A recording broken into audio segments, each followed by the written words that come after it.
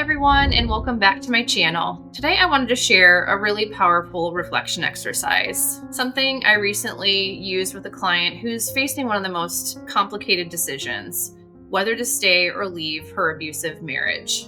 She's stuck in what so many women I work with experience, the emotional back and forth, the emotional tug of war. One day she is certain that she has to leave to protect herself and her children, and the next day she's overwhelmed by the fear of pain, loss, guilt, and the weight of how it will affect her family. Does this sound familiar? If so, I want to gently offer something that might bring a new kind of clarity to your situation.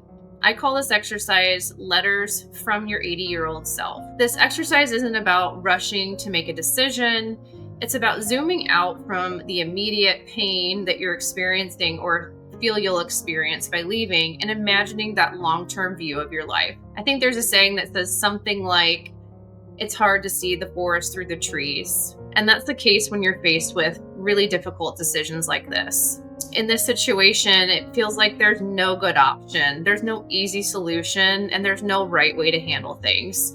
So it's hard to get beyond those thoughts of the immediate pain that you're going to feel once your decision is made and really see your long-term future and how these decisions will impact you. So this exercise is meant to move you out of a place of making a decision based on the immediate outcome, and more so, again, looking at the bigger picture, long-term vision of how you want to live your life. So step one, I want you to just get quiet, get still, go to a place where you can really think and reflect. Take a few breaths and close your eyes if you can. Imagine yourself at 80 years old. You're at the end of your life looking back, your kids are grown, and now from that wise place you've arrived at, you're going to write 2 letters to your current self. In letter 1, I want you to imagine that you've made that decision to leave. Here are some things that I want you to reflect on. What did your life look like afterward? What were the challenges, and how did you navigate those and grow through them? How did your children fare in the years that followed? And what kind of freedom, peace, and healing unfolded for you over time? Does your older self have any regrets about making that decision to leave?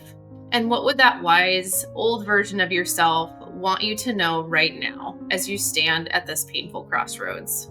Now for letter number 2, I want you to imagine that you stayed in the abusive marriage. From the perspective of the 80-year-old self who remained in the marriage, what does life look like today? What were the emotional, physical, or relational consequences that happened over time? How were your children impacted? Does your older self have any regrets about staying? And again, what would she gently want to tell you? This exercise isn't about judgment, and it's not about finding the right answer. It's about tuning into your inner knowing, that voice that lives inside of you beneath the fear and pressure that you're experiencing right now. If you try this exercise, I encourage you to take your time.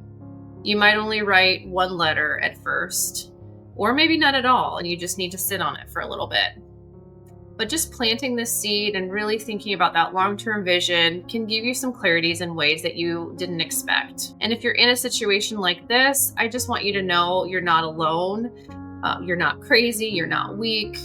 You're just navigating something that requires an incredible amount of strength, and you're doing the best you can with what you have. I'll leave a link below with a free printable version of the prompt that I just gave you if you'd like to work through it on paper. Until next time, take care of yourself. You deserve safety, peace, and a future that you can feel proud of. Working through these types of decisions is something that I often do with my clients, and I actually really love supporting them in ways like that. So if this resonated with you and you'd like to explore what working together might look like, I'll include the link to my calendar as well, where you can book a free 30-minute discovery call and we can chat more about your specific situation. Until then, take care, and I hope to see you in future episodes. Bye, guys.